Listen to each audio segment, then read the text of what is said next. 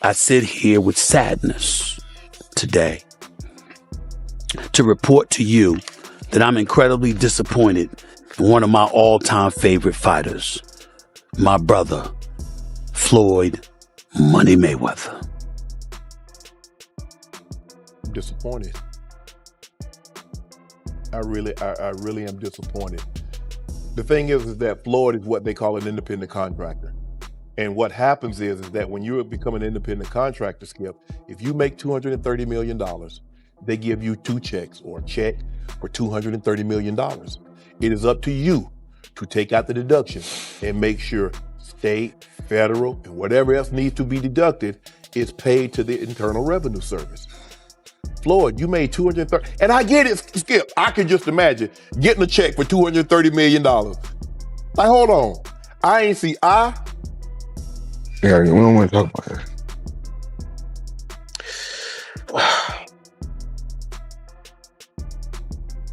We're going to get through this.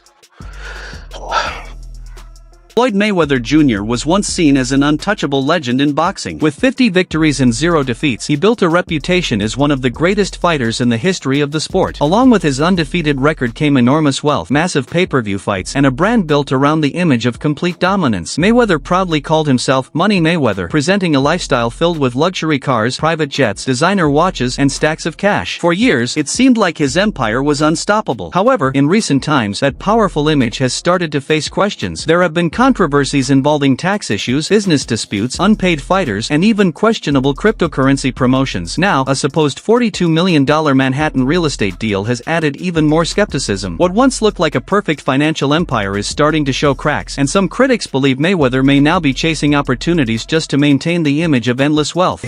Well, lately, I purchased 62 apartment buildings in New York City. And what I need you guys to do, slide over and check out the photos. It's not all 62 buildings, it's a few buildings, but guess what? All the buildings belong to me. I don't have no partners. And all the retail down low on my buildings. Earlier this year, Mayweather made headlines when he proudly announced what he described as the biggest business deal of his life. Surprisingly, it wasn't related to boxing. Instead, he claimed he had purchased a portfolio of 62 apartment units in Manhattan worth around $42 million.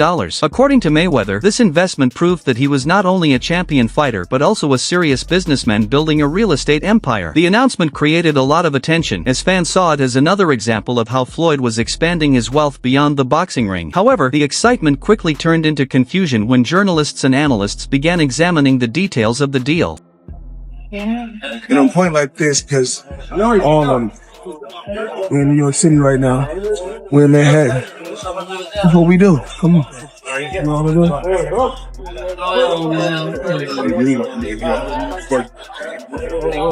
All this money made. No partners. All by myself. Over 1,000 apartments. I'm just getting started.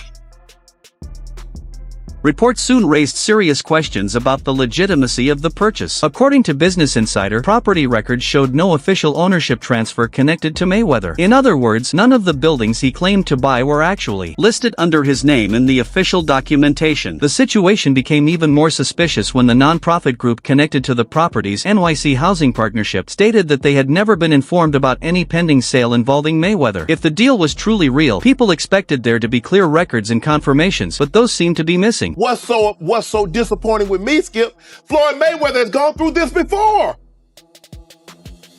What is it that you don't get? And I'm even more disappointed because you're on Instagram and on Twitter flaunting your opulence. You got bales and bales of money. You might have 30, 40 racks up in front of you. You got Bugattis and Enzo Ferraris and private jets and yacht, and you big balling, and you won't cut these people their money? Now, Skip, I believe that he would have taken this fight anyway. It's hard to turn down $200, $300 million, Skip. But it looks to me that a major driving force between him, because I always thought it was Conor that wanted the fight. He wanted the big payday. Yep. But deep down, Floyd needed this payday because he got to settle a score. And let me tell you how the IRS works, Skip. The story became even stranger when Mayweather's own team tried to respond to the questions. When journalists asked for proof of the transaction, a representative from his real estate company sent someone claiming to be James McNair, one of Floyd's longtime business partners. However, investigators quickly noticed something unusual. The voice in the communication didn't match McNair's real voice in previous recordings. This raised even more suspicion about the situation. For critics, the entire episode began to look like a confusing mix of miscommunication, exaggeration, or possibly a public relations stunt designed to strengthen Mayweather's image as a powerful businessman. Why you not coming back to fight? Why you not coming back to fight? So I look at the fight game. I said, okay. I said, you know, fighters fighting, they make 3 million, 4 million, 6 million, 7 million. Some may make 10 or 20 million. But I'm doing exhibitions and I'm making 20, 25 million, 100 million for exhibitions. So why would I come back and fight and get a guaranteed 35 million when I'm doing? Because of these inconsistencies, many observers started saying the situation looked like smoke and mirrors. Some believed the deal may have been exaggerated simply to maintain Mayweather's famous money image. After all, his entire brand has been built on the idea of limitless wealth and financial dominance. When stories like this appear without clear evidence, they naturally raise doubts about how much of the image is reality and how much is marketing. For a man who spent years presenting himself as the richest athlete in the sport, even small doubts can quickly damage the shine of that reputation.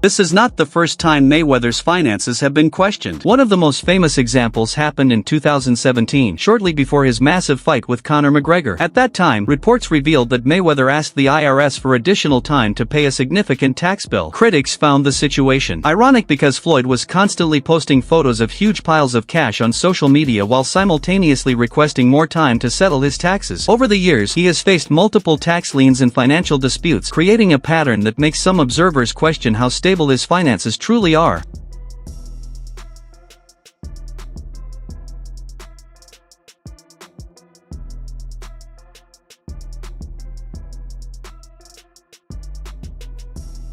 Financial controversies have also appeared in connection with some of his fights. In 2021, Mayweather stepped into the ring for a highly publicized exhibition bout with YouTuber turned boxer Logan Paul. The fight itself was more of an entertainment event than a serious sporting competition, attracting massive global attention. However, after the fight ended, Logan Paul publicly claimed that he had not been fully paid for the event. For months he spoke about the issue in interviews and podcasts, repeatedly calling out Mayweather and demanding that the remaining payment be delivered.